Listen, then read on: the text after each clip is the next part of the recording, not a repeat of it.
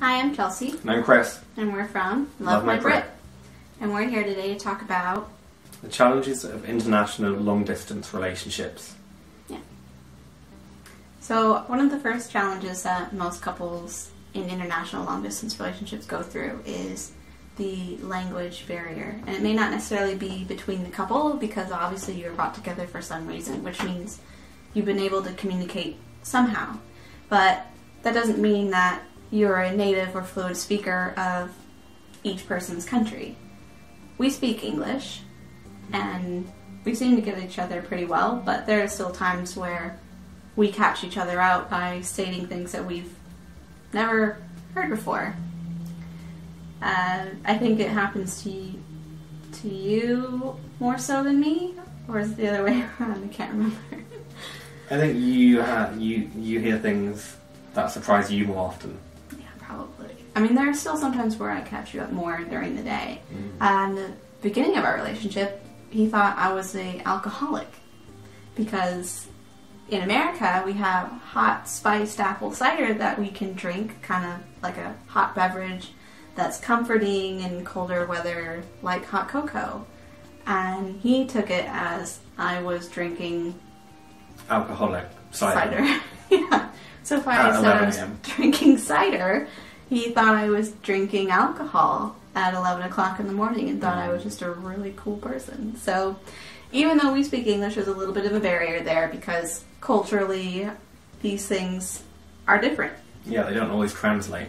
Yeah. So, you know, we've got it pretty easy compared to most international relationship couples, but there are some where, you know, you might have to decide on which language you're going to primarily speak between each other, or are you going to try and learn how to speak your partner's language so that they can see that you're committed to the relationship and that you're actually making an emphasis to try to kind of submerge yourself into their culture.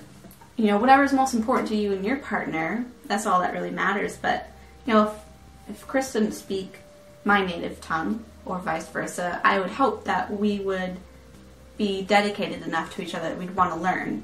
Yeah, not just that you can communicate with your partner, but also their friends, their family, and if you ever go visit their country, just to be able to speak the language makes you less isolated and gives you more people to talk to and more opportunity. Yeah. I mean, I think it's you know, for couples who live together for long term in one of their partner's countries, I don't really think it's fair or appropriate that one partner refuses to learn the language. If you're going to live in a foreign country, you should be respectful and you should learn their language and learn how to be part of that culture. So definitely, language is a really big one. And if you have kids, you need to make that decision on what's going to be their primary language. Obviously, they're going to be multilingual, but whose language is going to be primarily taught, primarily spoken, and how are you going to teach the other language? So there's a lot that goes with language, but I don't think many people think about it as much when engaging in the long-distance international realm. We also wanted to mention time zones. We've talked about it before in a previous video, so we're not going to dive too deep into this one, but there are time zones between international couples, and for some of us, the time zone is pretty big. We're talking 6 hours plus, 10, 14, anywhere up there as well. I mean, that's really hard. So make the time for each other, set schedules, because work, school, or life can just be really busy, and sometimes you might not be able to talk to each other as often as you would like, because not only are you fighting your day-to-day schedule, but there's also the difference in time that has to be put into consideration too.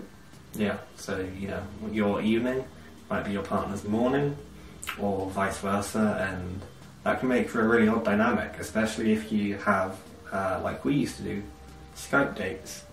So for me, a Skype date would typically be around 7 p.m, relatively normal date time, which would be Chelsea's 10 a.m. or 11 a.m, which isn't so normal. So just try and be mindful of the fact that even if it's only an hour or two, or if it is longer, 10, 12 hours, that difference in time is there, and it does have an impact, and just be aware of it. Yeah. Something to look forward to. Daylight savings. That was always a really fun time for us. And I'm serious when I say fun, because it meant that our time apart had lessened. Mm-hmm. Maybe for just about a week. It was always like 6 days or 5 days.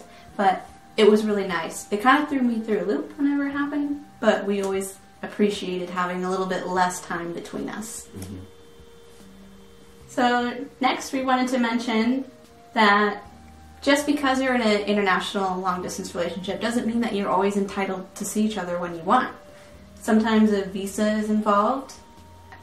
Border control entry clearance is necessary to go see your partner. So even though you might have this ticket that says, I've purchased my flight to come and be with you, it doesn't mean that a border control officer is going to say yes. Yeah, you can have a countdown to your next visit. You can be really excited and finally hit that 0-day mark. Yeah.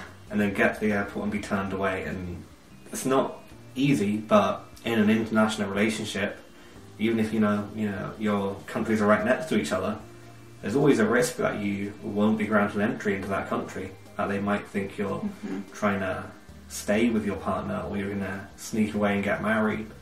Right. Or something like that, which prevents you from entering the country. Mentioning that you have a boyfriend or girlfriend at any kind of border control station or customs can be a bit of a red flag for them. So as long as you come with enough suitable evidence proving that your responsibilities back home are literally forcing you to return, so we're talking bank statements, work contracts, tenancy agreements, pay slips from your employer to prove that you can fund your stay and all that kind of stuff, is the best thing you can possibly do. But even then, sometimes you might be detained for a bit and interrogated. One of our first international relationship friends we've met were also another American and British couple, and they ended up getting married because of being deported. Long story short, her husband was deported because he was carrying love notes in his suitcase, and the border control officer read it and deemed that it was a threat to his immigration status. They were worried that he was going to stay and not leave if he came to visit her. So he was told to not return until he had a fiancé visa or a marriage visa arranged, and so they got married, and to this day they're still together. They made it work, but you just never know what's going to happen. You're never guaranteed anything in an international long-distance relationship, so just be smart about your visits. Yeah. Another one that we wanted to mention is cultural differences. Right. And you might find these out when you visit your partner for the first time, or when you're talking to your partner and they might say something that surprises you or shocks you. And it might not be because of your partner, it might just be because of the culture that they live in. And it is very common to be kind of surprised when you find out about these cultural differences, but you should try and take the time to understand them and try and respect them when you can, because just because something isn't the way you're used to doesn't mean that your partner is wrong or that their way isn't as good. It's just different. Right. And that's something we've come to appreciate, even between our countries, that there are some things which are just very different between them. Yeah, ours might not be as big as if we were from countries where our languages and our lifestyles were more different. We're both from Western countries, so there's a lot of similarities. But, you don't want to do anything to disrespect or to be rude and inconsiderate about anyone else's culture because of your lack of understanding or unwillingness to get on board with it. So do have that discussion and talk about what cultural differences you do have, what's important to you, what's important to your partner, and just establish that foundation first, that understanding, so that you don't accidentally do anything to offend. Yeah.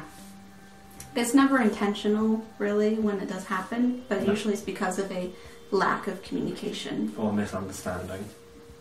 Yeah, I mean, that is huge. Then there's going to be tons of them. There's going to be moments where culturally you're going to do something that might be a little different, and it could be offensive or read off as more negative to somebody, but just be open about it and understand in your relationship that stuff like this is bound to happen, and just talk your way through it. Don't overreact. Just stop, take a break, think, discuss. Yeah. The last one we want to mention is about family and the fears, concerns, and skepticisms that your family might have. Right. So, one common fear that you'll probably hear a lot, especially from American families, is that, oh, they're just marrying you for a green card. You know, there could be disapproval throughout your family or throughout your friends. But, you know, if you know your relationship is real, that's genuine, try to push aside the negativity. Don't try and argue with it, because you're only feeding into that hostility that they have. You know, if they're concerned and they're genuinely just trying to make sure that your partner is a good person, this is something that will develop over time. This isn't something that's just going to come about overnight. And that, you know, your family might be scared that you're being taken advantage of. They also might be scared of the fact that you could move away, and it's not just moving down the street or to another town. This is you possibly moving out of the country, and they might not be able to see you ever again, or for a very long period of time. Yeah, and with these concerns that your family have, they probably start out pretty high. Towards the beginning of your relationship is where you'll probably see this the most. Because your family don't know this person, and it's also someone they don't or won't have many opportunities to meet throughout the entirety of your relationship. So it is really good when you get the opportunity to bring your partner to meet your family and to go meet your partner's family, and to build that, if you can, and build that trust so that they can get to know you and get to know your relationship and know that you are a genuine couple. What you don't want to do is you don't want to isolate yourself from them, keep everything a secret, as this will just kind of build distrust between you and your family. It will snowball, for sure. I mean, not all couples are fortunate enough to be living near their parents either. So trying to just keep in touch with them. I mean, we're not trying to tell you that you should have a very strong relationship with your family. You know, whatever your dynamic is, your dynamic is. But if you don't want there to be drama or concerns, it's just best to be open about your relationship from the get-go and, you know, kind of express what your thoughts are about moving, so it doesn't come as a complete shock when you just say, hey, by the way, I'm moving to another country. You know, let them in on this and understand that this took time for you to think about, or that you are considering, so that they can kind of go through the process with you. Yeah, and try and be empathetic towards some of their concerns. You might not necessarily agree with them because you know your relationship better than anyone else. But if it's a decision that took you time to come to, it's something which will also take them time to arrive to. So just try and be empathetic and understand where they're coming from, but don't feed into it. Just continue to build that trust. In our experience, you know, having a partner who's from a different country, you just want to be open with your friends and your family, but also remember at the end of the day, when you are with this person, they are your new family. So regardless if your friends and family support your decision or not, because not everybody's going to be 100% into the relationship. You know, there's a lot of bigotry out there, racism. You know, we can't ignore that. You're going to have people who just don't approve, who just won't ever understand. So just remember that at the end of the day, you two are family now, and you have to be each other's strongest supporter. Those were the 5 challenges that we think most international long-distance relationship couples will face, and some of our tips and advice for trying to get through them. But of course, we know there's not just 5 challenges that you'll face, there's a lot more. So if there's something that you find challenging about your international long-distance relationship, or you want to ask a question to us, please feel free to leave it in the comments down below.